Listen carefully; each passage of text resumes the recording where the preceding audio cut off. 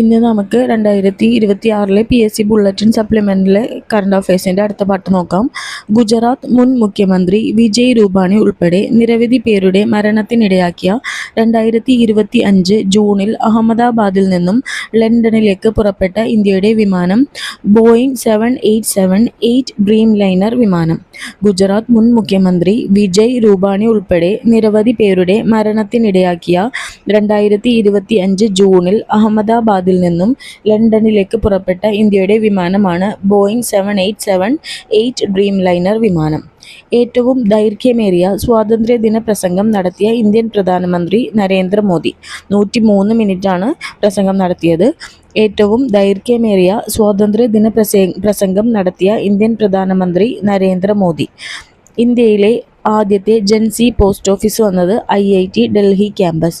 ഇന്ത്യയിലെ ആദ്യത്തെ ജൻസി post office വന്നത് IIT ഡൽഹി ക്യാമ്പസ്. ഏത് ഭാഷയിലുള്ള ഇന്ത്യൻ ഭരണഘടനയുടെ പതിപ്പാണ് അടുത്തിടെ രാഷ്ട്രപതി ദ്രൗപദി മുർമു പ്രകാശനം ചെയ്തത്?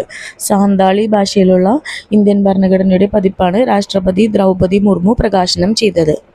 അടുത്തിടെ അന്തരിച്ച ലോകത്തിലെ ഏറ്റവും ഉയരം കൂടിയ പ്രതിമയായ സ്റ്റാച്യു ഓഫ് യൂണിറ്റിയുടെ ഏകതാ പ്രതിമയുടെ ശില്പി റാംവി സുധർ.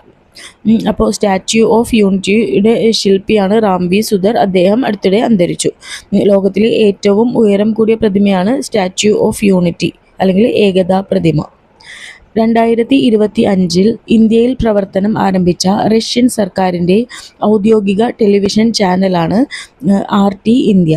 2025 ഇന്ത്യയിൽ പ്രവർത്തനം ആരംഭിച്ച റഷ്യൻ സർക്കാരിൻ്റെ ഔദ്യോഗിക ടെലിവിഷൻ ചാനലാണ് RT ഇന്ത്യ അല്ലെങ്കിൽ റഷ്യ ടുഡേ. രാജ്യത്തെ ആദ്യ table top red marking road നിലവിൽ വന്ന സംസ്ഥാനം മധ്യപ്രദേശ്. രാജ്യത്തെ ആദ്യ table top red marking road നിലവിൽ വന്ന സംസ്ഥാനം മധ്യപ്രദേശ്. ഇന്ത്യയുടെ ഇഞ്ചി തലസ്ഥാനം മിസോറാം. ഇന്ത്യയുടെ ഇഞ്ചി തലസ്ഥാനം Mizoram. Viksit Bharat guarantee for Rozgar and Ajeevika mission Gramin bill Lok Sabha പാസാക്കിയത് 2025 December 18. VBG Ramji bill Lok Sabha പാസാക്കിയത് 2025 ഡിസംബർ 18. രാജ്യസഭ പാസാക്കിയത് 2025 ഡിസംബർ 19. രാഷ്ട്രപതി ഒപ്പുവെച്ചത് 2025 ഡിസംബർ 21.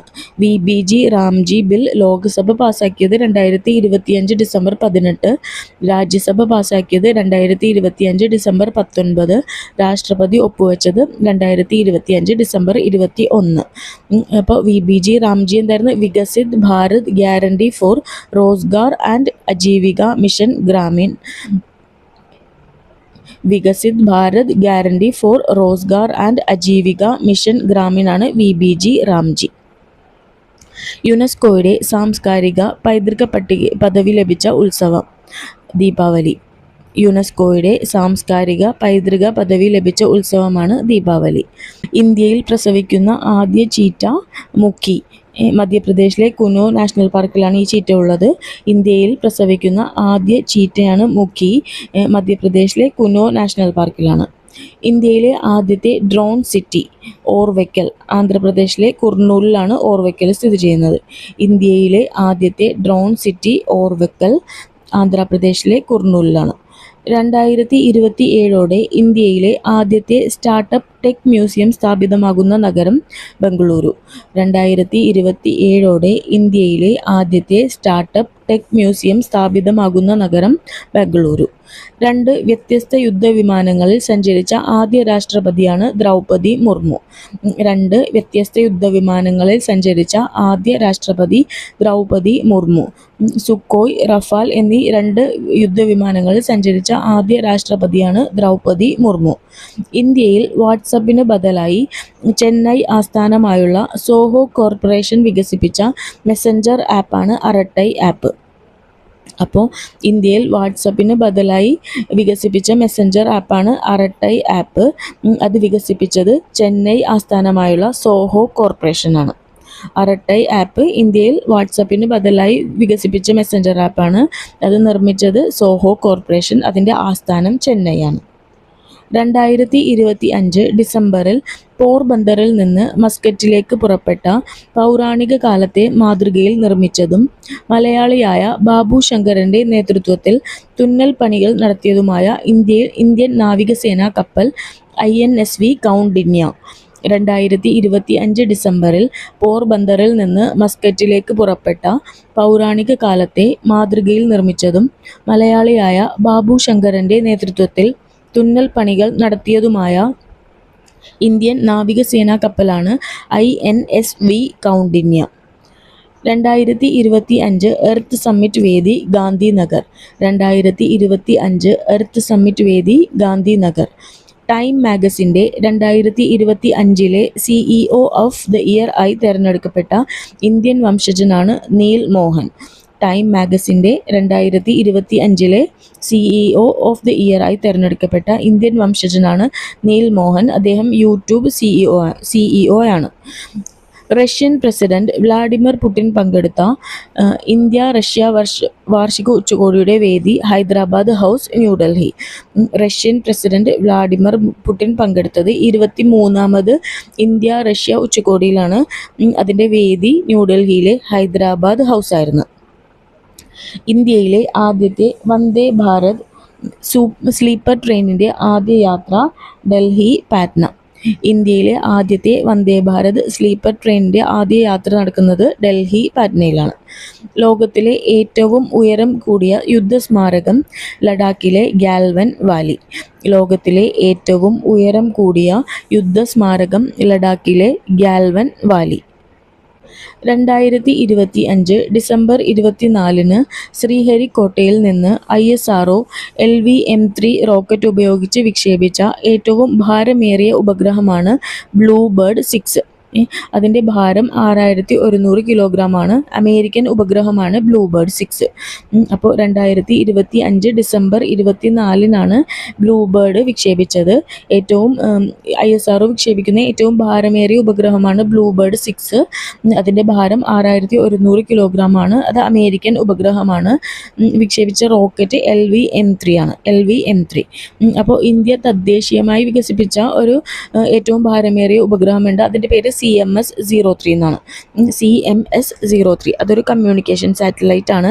അതിൻ്റെ ഭാരം 4400 കിലോഗ്രാമാണ്. 4400 കിലോഗ്രാം. CMS-03 ലോഞ്ച് ചെയ്തത് LV-M3 M5 എന്ന റോക്കറ്റിലാണ്. LV-M3 M5. ഇത് ബ്ലൂബേർഡ് 6 ISRO വിക്ഷേപിക്കുന്ന ഏറ്റവും ഭാരമേറിയ ഉപഗ്രഹം ബ്ലൂബേർഡ് 6 ആണ്. അത് പക്ഷേ അമേരിക്കൻ ഉപഗ്രഹമാണ്. ഇതിൻ്റെ ഭാരം 6100 കിലോഗ്രാമാണ്. LV-M3 ഉപയോഗിച്ചാണ് ഇത് വിക്ഷേപിച്ചത്. ഇന്ത്യ തദ്ദേശീയമായി വികസിപ്പിച്ച ഉപഗ്രഹമാണ് CMS-03. അതാണ് ഏറ്റവും ഭാരം കൂടിയ, അതായത് ഇന്ത്യ തദ്ദേശീയമായി നിർമ്മിച്ച് വിക്ഷേപിച്ച ഏറ്റവും ഭാരം കൂടിയ ഉപഗ്രഹം CMS-03 ആണ്. അതിൻ്റെ ഭാരം 4400 കിലോഗ്രാമാണ്. അതൊരു കമ്മ്യൂണിക്കേഷൻ സാറ്റലൈറ്റ് ആണ്. International Institute for Democracy and Electoral അസിസ്റ്റൻസിൻ്റെ അധ്യക്ഷനായി തിരഞ്ഞെടുക്കപ്പെട്ട മുഖ്യ തെരഞ്ഞെടുപ്പ് commissioner Gyanesh Kumar. International Institute for Democracy and Electoral അസിസ്റ്റൻസിൻ്റെ അധ്യക്ഷനായി തിരഞ്ഞെടുക്കപ്പെട്ട മുഖ്യ തെരഞ്ഞെടുപ്പ് കമ്മീഷണർ ഗ്യാനേഷ് കുമാർ. 26ാമത് ചീഫ് ഇലക്ഷൻ കമ്മീഷണറാണ് ഗ്യാനേഷ് കുമാർ. അദ്ദേഹത്തെയാണ് International Institute for Democracy and Electoral അസിസ്റ്റൻസിൻ്റെ അധ്യക്ഷനായി തിരഞ്ഞെടുക്കപ്പെട്ടത്. ഇന്ത്യയിലുടനീളമുള്ള സ്ത്രീകൾക്കായി ദേശീയ വനിതാ കമ്മീഷൻ ആരംഭിച്ച 24x7 ഹെൽപ്പ് ലൈൻ നമ്പർ 14490.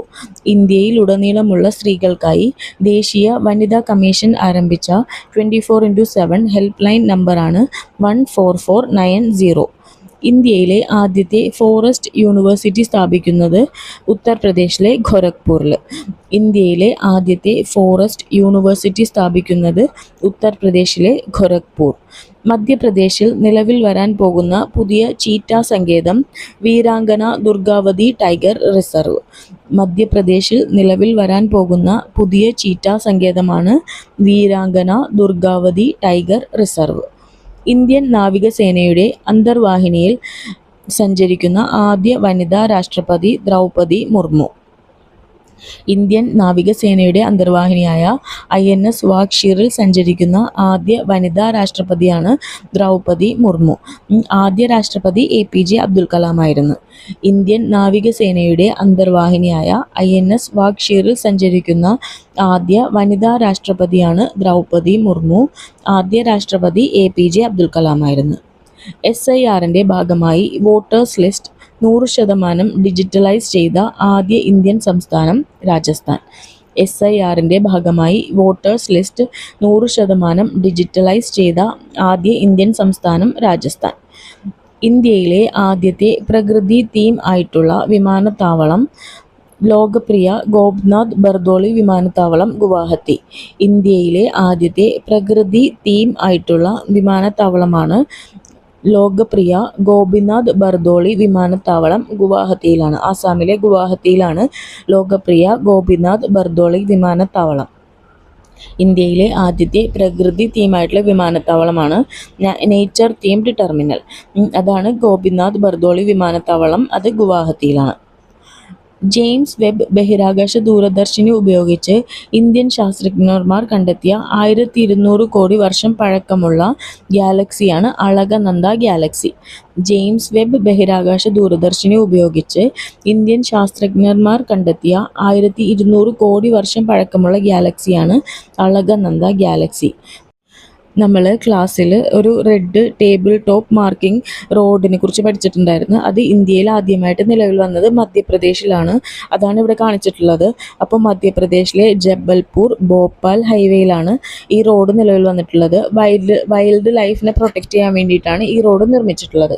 അപ്പോൾ മധ്യപ്രദേശിലെ ജബൽപൂർ ഭോപ്പാൽ ഹൈവേയിലാണ് ഇന്ത്യയിലെ ആദ്യത്തെ table top red marking road നിലവിൽ വന്നത്. നമ്മളപ്പോൾ ഈ ക്ലാസ്സോടെ ജനുവരി 1 PSC ബുള്ളറ്റിൻ സപ്ലിമെൻറ്റിലെ കറണ്ട് അഫയേഴ്സ് കംപ്ലീറ്റ് ആക്കിയിട്ടുണ്ട്. നമ്മൾ ജനുവരി 1 2 PSC ബുള്ളറ്റിൻ ഉണ്ടായിരുന്നു. PSC ബുള്ളറ്റിനും പിന്നെ സപ്ലിമെൻറ്റും. അതിലത്തെ ഫുള്ള് കറണ്ട് അഫയേഴ്സ് പഠിച്ചു കഴിഞ്ഞിട്ടുണ്ട്. അടുത്ത ക്ലാസ് മുതൽ നമുക്ക് ജനുവരി 15 വന്ന കറണ്ട് അഫയേഴ്സ് നോക്കാം.